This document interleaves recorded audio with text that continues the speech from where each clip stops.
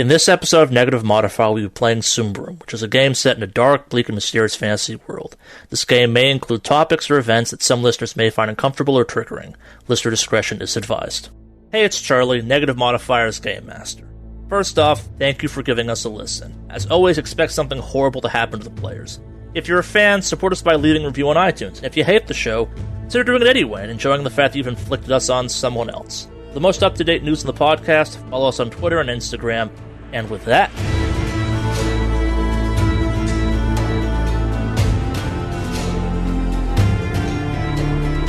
so what kind of goodies are in this pile before the throne, as it were? gold, silver, jewels, lots of, again, not a lot of artifacts, especially you can tell, which is the big ticket items, but it's definitely treasure. Like, it's definitely stuff you could sell for a much easier price. Like, no, it's not going to require special vendors. It's stuff you could melt down and just sell for the components, hypothetically. It's lots of kind of like goblets and stuff. It is an eclectic collection, though, too. Like, it's definitely kind of the loot of many locations, if that makes any sense. Like, your guess earlier, if we should give it an offering, that wasn't a bad call, actually. Definitely appears to see what was going on here. Yeah, we should have never messed with the offering table. What were you doing? That's bad. Instinct. It just had to reach out. Bad instinct. So what's the plan? Are we actually going to take this crown back to our Well, that's what he wants. I mean, I would warn him not to wear it. yeah, if only we could take this horrible body bag with us to show him as a warning. I mean, we could. Why can't we? Fair enough. Throw it on the cart. I'd rather use the cart space for some extra gold. I will say that as kind of the bodies are lying there in the pools of their own blood, the blood is starting to dissolve the bodies. I guess let's start loading stuff up and get out of here. This place is creepy. Agreed. I would say grab the crown line. Just hightail it out. Not going to grab any other treasure? No. Load the wagon up first with other treasure, then grab the crown last and head out of here. All right. Speaking of which, I'm gonna go guard our wagon. I'll just wait out there. Maybe we should only take what we can carry on our person. I mean, that might be smart, but we can always decide that later if we dump the cart. A cart full of treasure might draw unwanted attention. I mean, you Also- wouldn't be saying that other adventurers would dare rob us, would you? I mean, that's horrible. Are we going back through the Silk Court? Well, if we're going to take the cart, we're going to have to. You would also know that from this point on, you could just go south and eventually be out of Davokar. That might be faster than trying to follow the path you took here, Why don't we just do it to begin with? because you had to follow the path to it. Ah, You're just okay. getting back to civilization at this point. Once you're out of Davokar, it's kind of easy. It's easy traversal. Once you get to kind of a more traverse part, you can just follow it back. But yeah, you were following clues to get here. Now that you're getting back, you can just go south, beeline as best you can, and get the hell out of here as fast as you can, hypothetically. Would it be passable with the cart, or do we have to leave the cart? I was afraid, in the forest, we wouldn't even really be able to tell what's north, south, east, or west. No, you can tell that. Like, the sun rises in the right locations. Compasses, in theory, still work. Oh, okay. Maybe not where you're at right now. That might be a weird spot. But the rest of the forest is kind of, for lack of a phrase, normal Davokar. I didn't know how crazy this place got. It can get that crazy. You're not wrong in that suspicion. But yeah, nothing you've passed so far indicates it won't. That you travel normally. And yeah, your cart might have some problems, but at least getting out of here, you could follow the path. And you could also, once you're safely, you could climb a tree and see what the tree line looks like, hypothetically. So the idea of us just carrying what we can each carry and just heading south and ditching the cart, a bad one. Not a bad one at all, no. What do you guys think about that idea? But one of us will carry the crown, Well, I'm not carrying that thing. or we'll take turns. But or I will something. volunteer to carry who's ever share carries the crown. I think it's obvious that Stout carries the crown. I I'll will put it on carry my- the crown. All right, yeah. Why bother with the cart? We could just get out of here sooner. Load up our persons, take the crown back. Yeah, it's also the argument hypothetically to be made that your benefactor only really cares about the crown. Like, you could hypothetically bury the treasure you bring back and then come back for it once you're free or something like that, and not have to split in for it or anything like that. Mm-hmm. Well, I mean, he said he'd take the crown, and then we split everything else. Did he? I think Yarkin thinks he's getting a cut of whatever you bring back, including the crown. Oh, The crown is his, but crown's his. That's what he wanted. The rest of it's ours. I feel like Goran would have some good caches on the edge of the forest. it's treasure. Burying treasure is definitely a thing you could do hypothetically. It would make a certain amount of sense. Like, and finding your way back would be no more complicated than just making sure you know where you buried it. I mean, yeah, let's just show up with the crown and be like, here you go. Yeah, and the rest is ours. Yeah, some of you took some damage too. You definitely have a compelling story of like, yo, things got rough. We got the crown and got out of there as fast as we could. Yep. Hey, you didn't expect us to stay around, did you? I'm not getting paid enough for that. I definitely want to grab, like, we have a horse, right? Yeah, you have horses you can pull off the wagon, yeah. Okay, so yeah, I want to go out and I want to unhook the horses, and I want to make up some saddlebags, just using the boards and stuff. You can probably salvage Great. those from other people around here, too. Like, the various camps probably have something you could grab. But so, are you the only one outside right now? Yeah, I'll go outside. I don't know if anybody else is coming outside, because I was going to start preparing stuff. Uh-oh, am I going to die because one outside? Well, I'll grab the crown and start heading out. All right, so I guess, like, is Roa outside, or is everyone outside looting the offering pile, if you will? Who's where at this point? Because it does matter a little bit.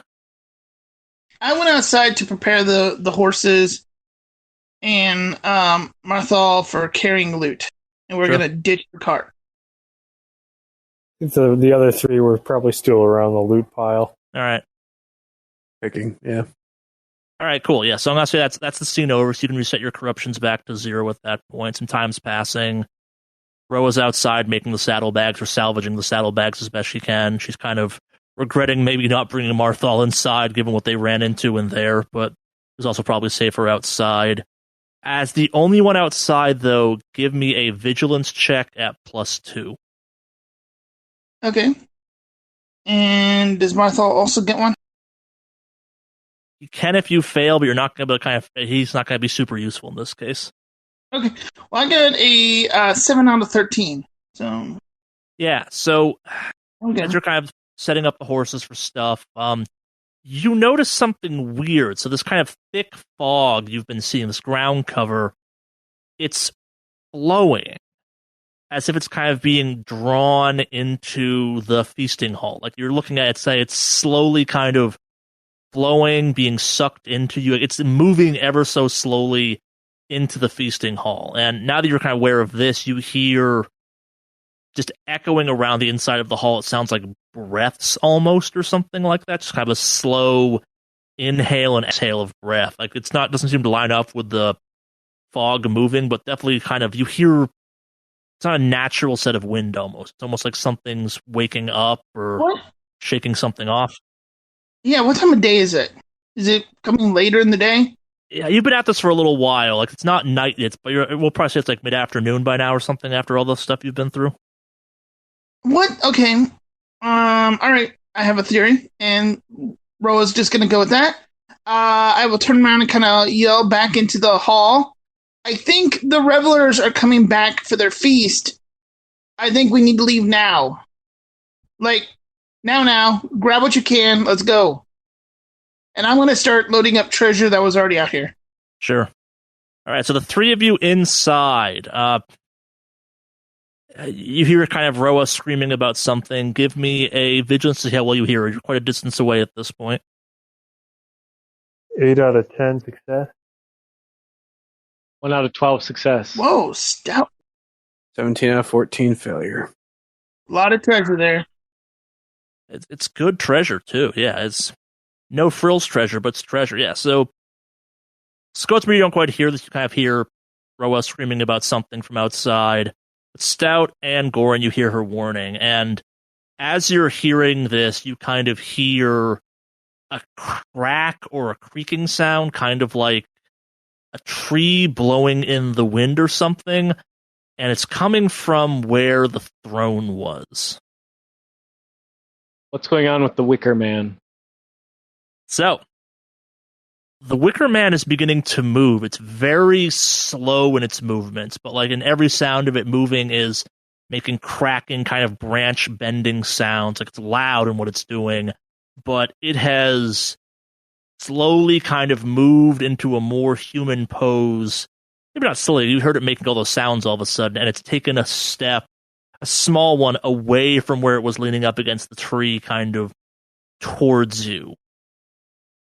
Give me a vigilant again, this time at +3, because you're already now realizing there's a bunch of weird going on. Out fail. Success for Goran. I succeeded this time, 11 out of 14. All right, so those of you that succeeded, you see that the bodies that were at the feasting tables are starting to kind of come back to life. They're moving. They're also kind of jarring themselves up a little bit. Those of you that are old enough or remember the war before people started coming to Ambria, this is some Dark One bullshit. This is some pure necromancy type of stuff, and you're now noticing the kind of the flow of the smoke, of the kind of the flow of the fog, and it's definitely kind of going up into these bodies. It's definitely going up into the wicker effigy thing, and the effigy is beginning to glow with a kind of an inner fire, almost like a deep kind of amber color of some kind, it's a hateful amber. It's spreading out the various cracks. It's starting to smoke some, and it starts to move towards you. And the bodies, they're not quite functional yet, but they all start trying to kind of turn and move towards you as well. Let's run. Yeah, I think this is a runaway situation. Yep. Stout. Agree. Carry me. You have to get on my back because I have a crown. Or do you think we can all reasonably run out of there? It's undead. They're not exactly fast, but they're not like fully moving yet either. Like that's how it's up to you kind of thing. Like it would totally make sense to drop the crown and try and grab Goran and make a bolt for it. It would totally make sense for him to jump on your back. They're not like coming at you yet. It's more kind of like reaching hands and shifting bodies and stuff like that at this point. Don't drop the crown.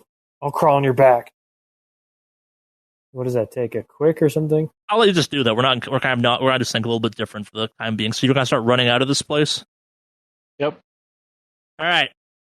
So, I maintain pace with them. Yeah. I'm not going to run ahead of them. Yeah, so you take off, and the wicker thing has started to move at you. It's slow, it's big, it's kind of got that kind of kaiju effect of, it looks like it's moving in slow motion, but for something that big, it's actually moving quite quickly, and the flames in it are definitely kind of getting hotter and brighter, and the space is starting to fill with just this unnatural flame light emanating from inside of it. But more importantly, all the bodies you're running past are starting to kind of reach at you. Everyone give me a defense as you run. You get a +1 on this. Nope.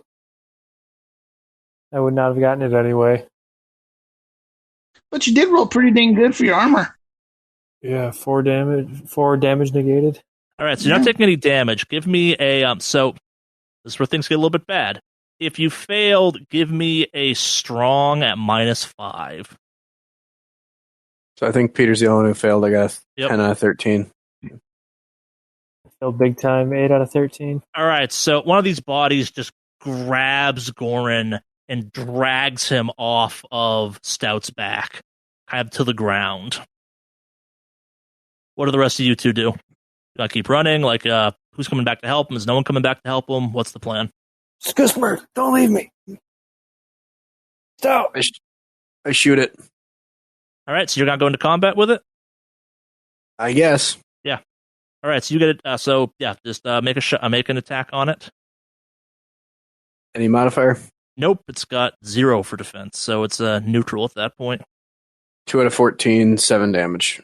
All right, so kind of this arrow hits into it. It does damage, but it's still kind of starting to kind of almost crawl on top of Goran. Goran, you get to kind of have a reaction. You are on the ground, though, so this thing's kind of getting at you. Do you have a knife or anything that you can use to hit it? Like, I know you have your bow, but you can't do that. I got a dagger. All right. Yeah, so give me unless you have a special modifier, an accurate +1 on that. Or sorry, +0. No, I was reading the wrong thing. 3 out of 14, damage 3. Yeah. So you kind of just stab into its head or something. That seems to disrupt it enough. You can shrug it off. You're on the ground now, so give me a quick check. Failed. 16 out of It's 5. going to take you a couple seconds to get up, and more of the bodies are coming at you. So one of the bodies actually now...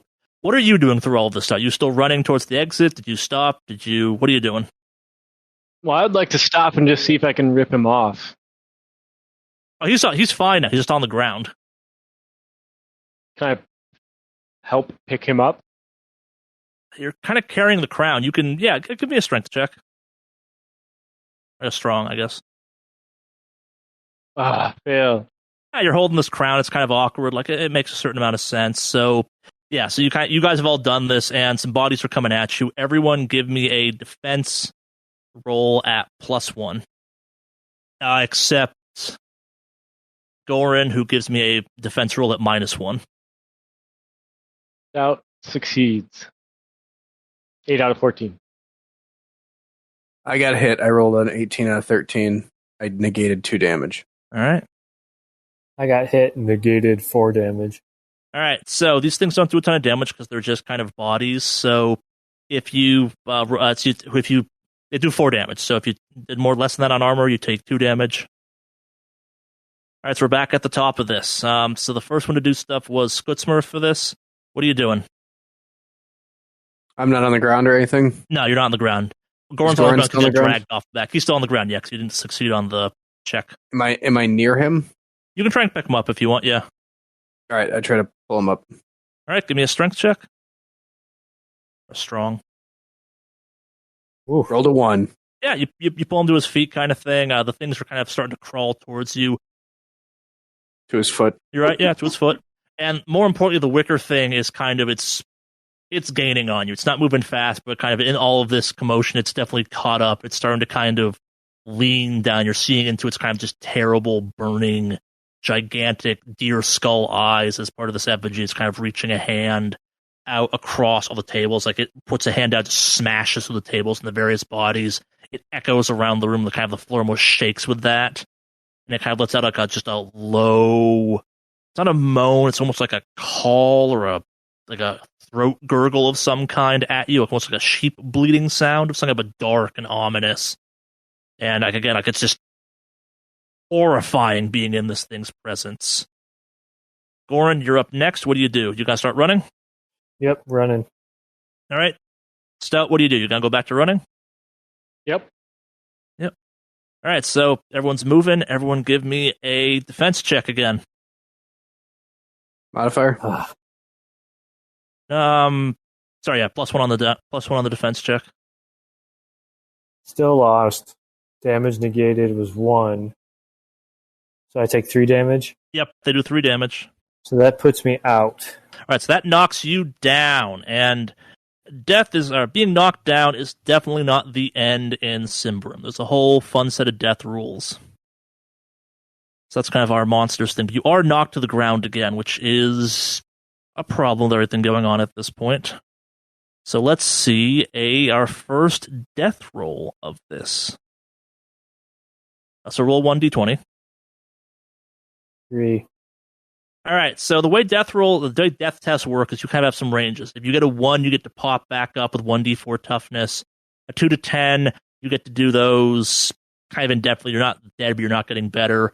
11 to 19, you get 3 of those and you die. And you roll a nat 20, you just die right out. So yeah, you're lying on the ground. You're not dead. You're definitely out of it though at this point. You can't do anything. Skotsmer, what are you gonna do next? All right, help me out. So he's down. Think of unconscious, yeah. He's unconscious on the ground.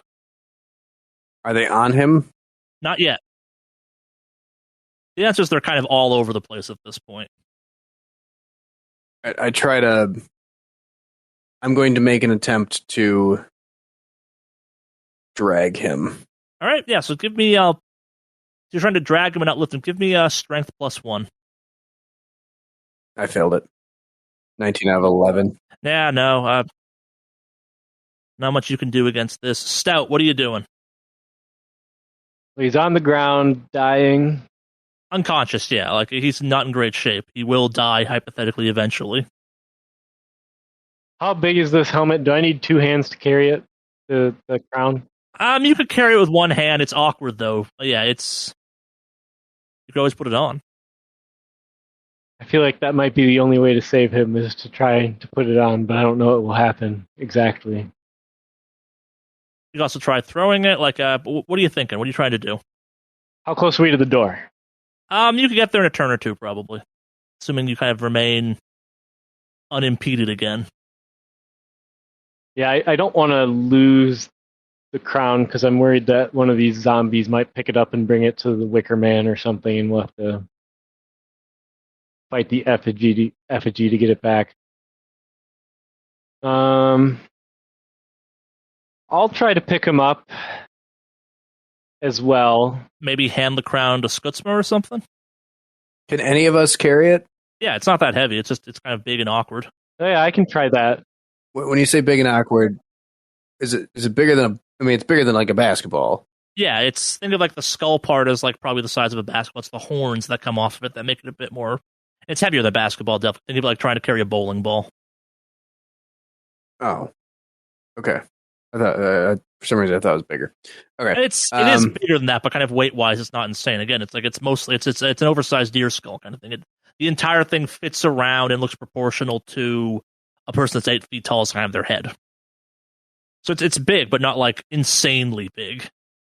The effigy is huge. I take it. All right, you gotta try and pick them up. Yeah, and I'd like to try to pick him up and just do like a fireman's carry kind of Yep, all right. thing. So that's that raw strength. I'll work with that. Fail. Come on, Stout. Not being a very good ogre here. Not that heavy. Let's see some defense rolls again. Does Peter make a defense roll? No, he's down on the ground. He doesn't do anything. They're not really like. There's no down hits, I guess, in this game, which is nice.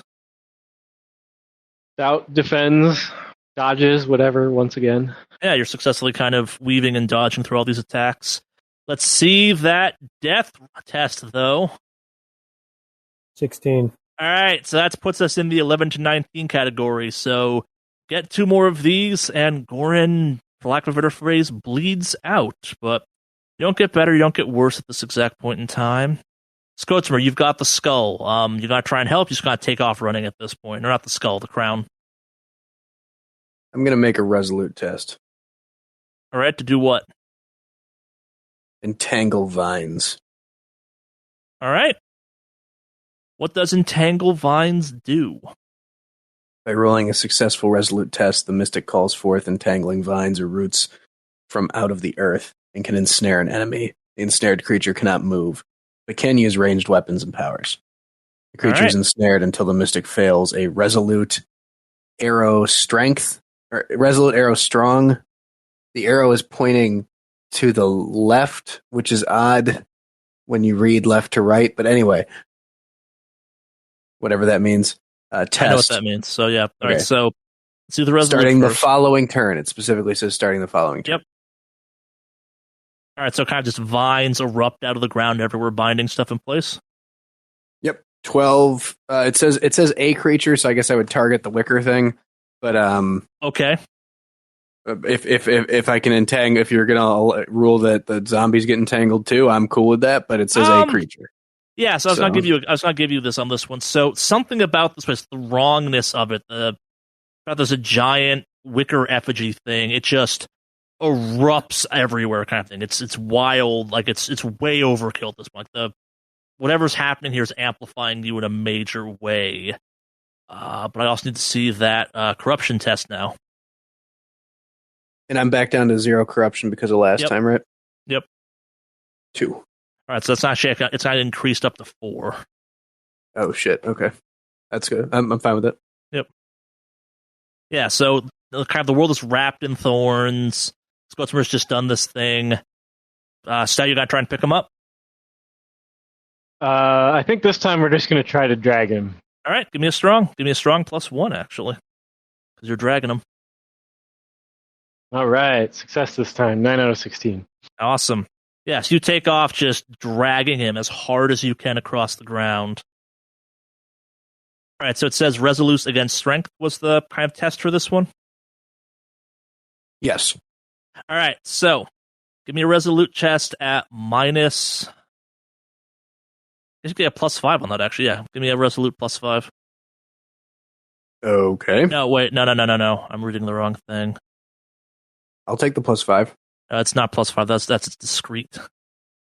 Sorry, to -5. Yeah, that makes more sense. Son of a bitch. 12 out of 8 failure. Yeah, so just kind of with a fiery, otherworldly roar and a chuckle, this thing just snaps all the vines holding it, and kind of it resumes its slow kind of half crawl, half walk towards you. It slams a foot. Give me a defense +1 against this thing. 4 out of 13 enemy missed. Nice. So kind of its hand comes just down around you, its thumb, or what is essentially its thumb, just kind of rams into the ground, its fingers around your wrist. You're standing in a tent made of this thing's monstrous hand. It kind of looks like a bellow of frustration at you as it manages to kind of successfully miss you completely with this thing. It's not prehensile, so it can't grab you easily, but kind of like it slowly starts to raise its hand back up. All right, give me another death test. 10. You do not get worse. It's kind of still unconscious, but not getting closer to death, not getting worse from death. All right. Stout, you gotta keep dragging him? Yep. We're just heading for the door. All right. Give me a strong +1. 7 out of 16. Yes. Success. You finally kind of manage to escape the area the undead are in. You can see, kind of confused as to what the hell's going on in there, Roja standing kind of silhouetted against the outside world, just like in the door frame kind of thing. You're dragging him. Come on, get out of there! Go! Skutzmer, what do you do? Its hand is no longer down, right? Yeah, you can move freely. Book it. All right. Just kind of racing after them. Yeah, you're getting out of there. All right, so give me a resolute against. See if the zombies get free now. And was this minus or plus? This is also -5. 13 out of 8. Yeah, so kind of like just with kind of like a clattering, like hissing sound of sorts of just kind of old bones moving in unison. You just hear other vines start snapping around the place as just kind of the undead free themselves as well and kind of just start moving in unison out towards you. You're all ahead of them, though. You're kind of ahead of this wave of undeath as it comes at you, and you're all taking out. Like, you're all booking it. You're kind of out of combat now since you're outside of the zone of these things. You're just making a beeline for the horses and for Roa at this point. Yeah. Well, Yep. I'm not making any decisions. Peter's actively doing nothing. Fair enough. Throw me on the horse, please. Yeah, I think we'll just try to throw him on the horse. All right, so Time give down. me a death test. Ooh, 18. Get a little bit worse. Does anyone have a healing thing they can dump in them? Yeah. I Yeah. do. In my pack. All right, so now that you're kind of in slightly less danger, do you want to pause and try and bring Skotsmer, or not Skotsmer, do you want to try and pause and bring Goran back out of it, or do you want to try and put some distance between you and the hall as fast as you can? Well, can I just dump one of those things down his throat? If you have one on you, yes. I was going to say you wanted to search one real quick. Yes, you're going to pop one and feed it to him real quick? Yeah, I mean, I was standing there watching him run that way, so I figured I'd grab something. Yeah. And I have a herbal cure. I actually have 5 of them, so I will get rid of one of those to dump down his throat. Sounds good. Yeah, so what's the herbal cure? It's like what, 1d4, just 1 point over 5? It's 1d4, but I think like you get an extra one if you're trained in it, but I'm not. Yeah, you're not. You have Medicus. Yeah. So, all right, Goran, give me a 1d4. See how much you get back from. Nice. 3. Yeah, whole 3 points. So yeah, you kind of snap back to it, just gasping. Get off me! Yeah.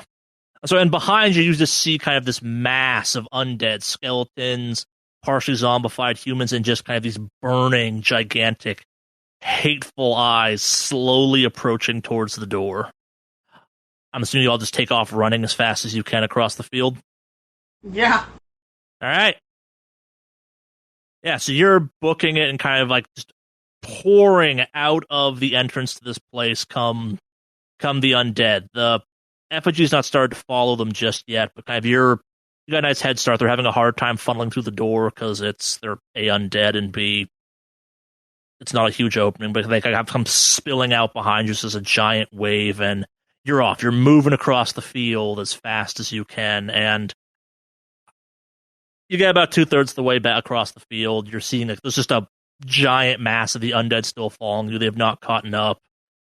But you see kind of behind you, maybe you look over a shoulder and you hear this like sickening, cracking sound as kind of the tree starts to split open, and the effigy, even taller, just kind of steps out of this crack in the tree, almost like it's growing out. You see gross roots and tendrils kind of streaming out of this thing to form a larger version of the deer-headed effigy from inside, and it's got the same burning eyes. It's not clear if it's still connected to the tree directly or if it's independent, but kind of it points at you across the entirety of this clearing. You're basically at the wood line at this point. You're still just hightailing it as hard as you can. You're winded. It's tough. You're burning. Things are getting tired at this point. There's kind of a wall of undead behind you. They've managed to kind of pour out enough that it's just a horde.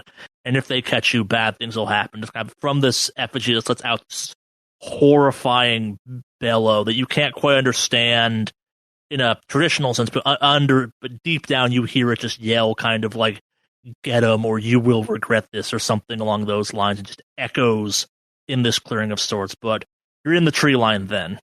You're out of the space. What do? Do you keep going? What's the plan? But yeah, keep running. Yeah, I don't think we stop. We ain't stopping. For probably, I don't plan on stopping tonight. I just plan on us just going. Sure. All right. Yeah. So you're still moving through this. People, give me a vigilance check as you're just hightailing it as fast as you can. Still. 4 to 10. Goran. Well, I failed because I am just scared witless. 12 out of 11. Yeah, I failed with a 19 out of my 14. I have the highest vigilance of anyone here. 8 out of 12 success. Yeah, so those of you that passed this, you see kind of just like the forest around you is almost like reaching out towards you. Like the trees are like slowly bending and cracking, trying to get at you. They're not getting there though. Like kind of this persists for a little while. You're not quite sure how long or how far you keep moving, but slowly kind of the reaching effect, the presence seems to subside ever so slowly back into the woods kind of thing. And you look up and the sun has begun to set. The sky's kind of a blood red color across the treetops from what you can see. You feel that kind of odd presence receding slowly to the back of your body kind of thing. It's dissipating some, but something remains there. You've all gained 1 permanent corruption from this, just kind of the horrible feeling inside of you that just experiencing that thing has forever changed all of you. So everyone goes up 1 corruption as a result of this. Where does that go? So on the character sheet, there should be next to your should be a permanent and there should be a temporary corruption. Give yourself 1 permanent corruption. Now, is the temporary corruption, I had 4 from the last combat, is that cleared now that we're out of combat? Does that go to 0, or does that now sit at 1? No. So temporary is different than permanent. So the way thresholds work is your threshold is your permanent plus your temporary. And when you bust through that when that addition busts through your threshold, then you take more permanent corruption. But it's now, so you now have 1 permanent corruption at all times, but your temporary is different. Okay, so but what I'm saying is now in my temporary I can only take 6, whereas before I could take 7. Yes. Okay, that's what I was trying to clarify. Yeah. Yep. Yeah, think of it this way: you kind of just stood next to within kind of little reaching distance of the equivalent of like a nuclear reactor, but of terrible magic. Neat. Yeah. Well, this is what you write home about when you go vacationing in these woods.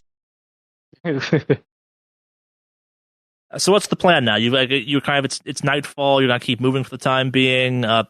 Is the plan to just go south at this point, and then kind of try and cut across? Like you're trying to try and follow the path, find the way back to the path you took, and head back. What's the play?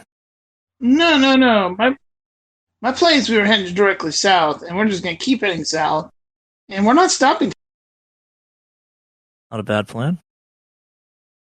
If I have my way, we probably won't stop until we're out of this. But I don't think we can do that. That will be several days of marching at that point. That will definitely take a toll. But at least we're going to force march tonight. Yeah. Did we manage to get any saddlebags of other treasure? Yeah, you got stuff. Yeah, you got treasure. Nice. Mostly, I got a lot of treasure from art that was already collected outside. I don't know what you guys brought with you. Nothing other than the helmet out of there, I don't think. But I at least got the treasure that was already collected outside. Yeah. Yeah. Let's, once we get to the edge of the forest, stash our treasure and then just return to the village with the crown. All right. So everyone, give me a cunning check. Oh, yeah, I succeeded. No. I got a 2 out of 10. 5 out of 8 success. Stout got a 6 out of 6. Wow. 6 out of 6. Yeah. So cunning. The most cunning of ogres.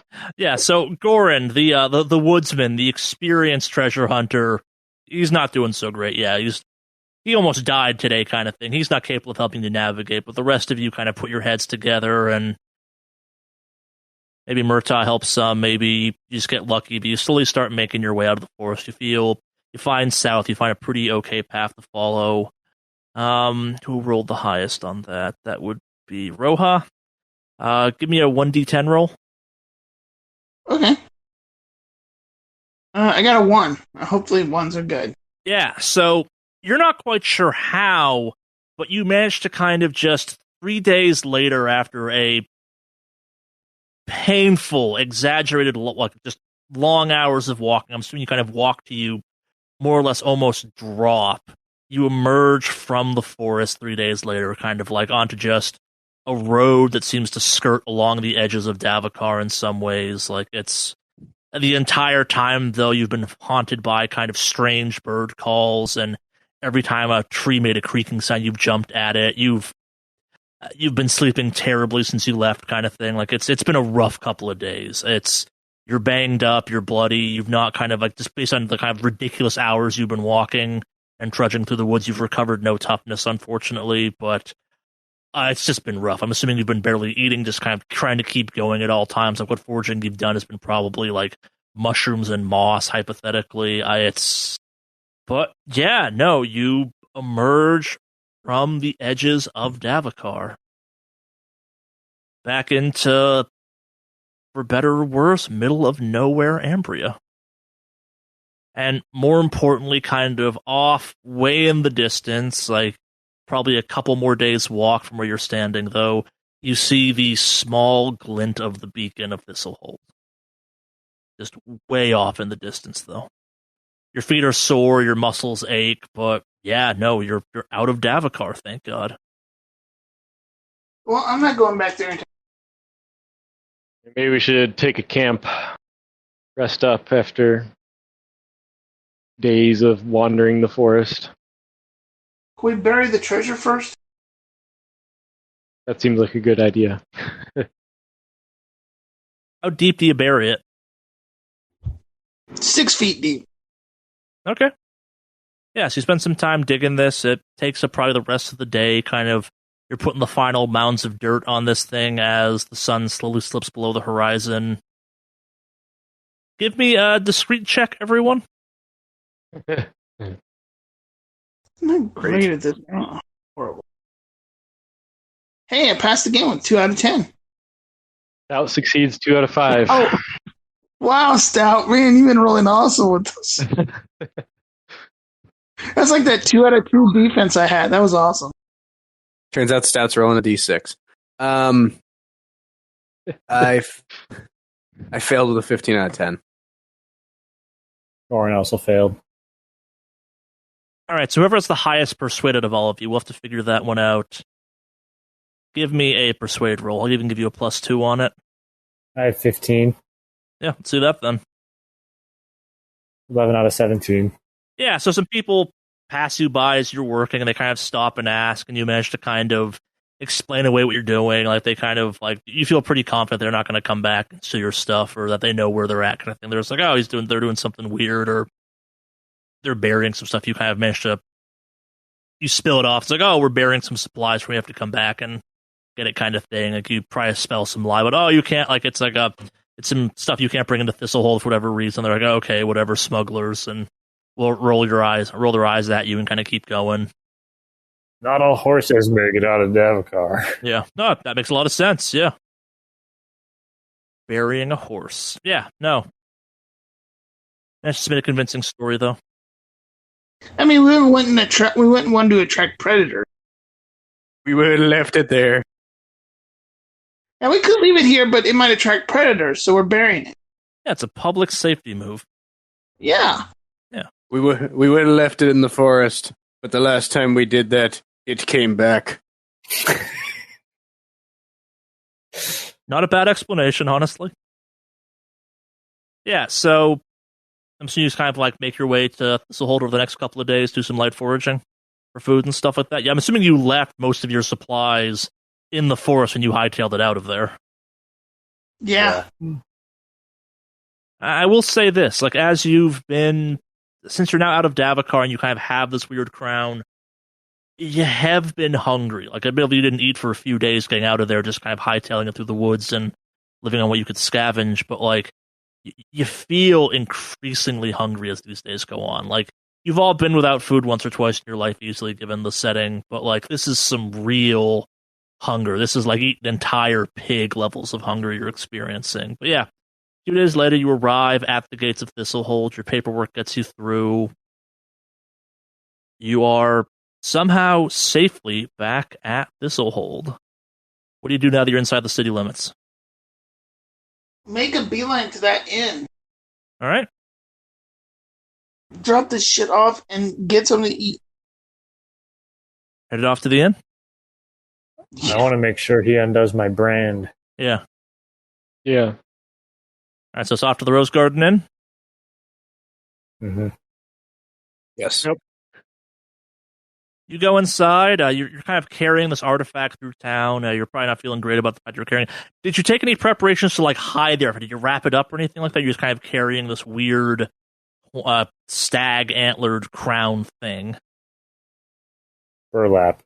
All right, yeah, you kind of wrapped it up in some supplies, or maybe you took some of the supplies off the horses or something to wrap it up in. Yeah, I think we would have at least covered it crudely. Yeah. Makes I sense. was still drawn eyes though. Yeah, it's definitely suspicious. It's not like a small item you're carrying, and you do kind of have the look of people that have been in Davokar, so probably a couple people take note of you. You feel as you're being watched as you move through town some. You do have a conspicuous item. But yeah, you arrive at the Rose Garden Inn. You go inside. Yarkin's not there waiting for you. He's not down in the kind of the main area kind of thing. You go up to the room he was in previously? Yeah. You go up to the room. Do you knock on the door? Do you just kind of barge into it? What's the plan? We'll knock. Oh, friends. All right, so you said you knock, though, right? Yeah, let's knock. Yeah. All right, so you knock on the door, and like as you hit the door, it slowly swings inward to reveal Yarkin kind of tied to a chair in the room, and a mysterious kind of hooded figure wearing a mask, kind of with his hood, kind of like a face mask pulled up over his nose, sitting on the bed opposite him. He's kind of sitting there, looks like he's been waiting for you, looks at all of you. Welcome back to Thistlehold. I assume that's Yarkin's treasure he's been telling me so much about? Well, not so quick. We were promised stuff. Oh, and indeed, I intend to make sure that Yarkin honors his half of the deal. So, for the record, Scotsmer, you recognize this guy. This is the guy you tried tailing earlier. Mm-hmm. And for the record, I curse him again. That's fair. Yeah, he's kind of sitting there, kind of like sees the evil eye, looks at you, he's like, okay, whatever, kind of thing. He's like, got me to roll corruption or whatever? Yeah, the resolute. Oh, start with resolute and then, okay. Yep. Yeah, roll the corruption. Yeah, it's the first one, yeah. It applies automatically. Yep, roll that corruption. 2. All right. Yeah, so you're doing that. The guy's looking at you, kind of, he's like, let me make it simple. He owes my boss a lot of money. And this whole treasure quest he sent you on, well, that was to pay us off. Let me cut up the middle, man. I'll just take the crown for you. And then he kind of like pulls like a wad of paper out of his pocket. And we'll then go down to the blacksmith right now and get you processed out. Yarkin never has to touch it. His debts with us are more or less clear. Kind of like gets up, like punches the dude in the arm a little bit. After you run up your tab again, buddy. Gotta stay away from that gambling. I'm sure whatever you brought back, this crown you've been obsessed with for years, I'm sure it's worth something. We'll find a use for it, I'm sure. Someone wants to buy something. It's a crown after all. Someone's gonna want to buy that and be a weirdo with that. Call themselves the King of Davokar or something. Who the hell knows? So kind of like stands up, kind of extends a hand. The crown, if you will. Is he gagged? Yeah. Could you take his gag off? Yeah, sure. I suppose. Kind of like. I just want to confirm that he does own a debt to you. And I want to give something away. So kind of like pulls a knife out of his pocket, cuts the gag out of Yarkin's mouth. He spits blood on the floor. He's been beaten up quite a bit for this. Is like the guy just like he looks crestfallen. Like he looks defeated. As is like this has not gone the way he hoped it would. He's just kind of like just give it to him. Oh, that's all I needed. Who had the? I think it was. Doesn't matter at the point. Yeah. How about we hand it over to you after you fix our brands? Oh, I get it. Brands first, treasure second. I can respect that kind of holds his hand up, and you see that he's got one of the brands on his arm.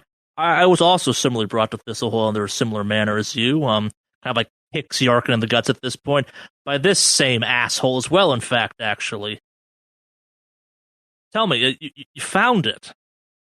What was there? We didn't make it past the Silk Court. Oh, we went there too. That was fun. So where was the crown? Like, what was this thing? Oh, it's a crown, but I wouldn't wear it.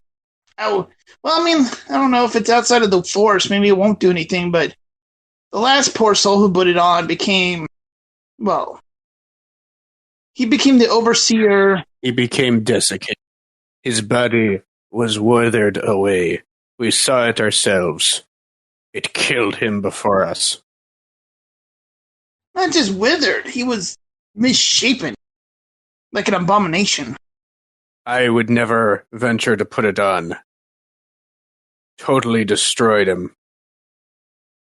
Got it. Don't put the crown on. Sell it to some sucker that will. Okay, cool. I mean, may I make a suggestion who you might want to sell it to? Find a, richy restaurant that really wants to pack people in. This thing has something to do with feasts, and it really makes you hungry. You don't say. Kind of mulls it over for a sec. You got a bar to rebuild. This might replace the boarhead we had. Good to know. I'll pass that on to the boss. I mean, I will state, though, that the last feasters around this crown were all undead abominations, but I doubt that'll happen here. That's Davokar at that point. You know, it's just full of horrible things.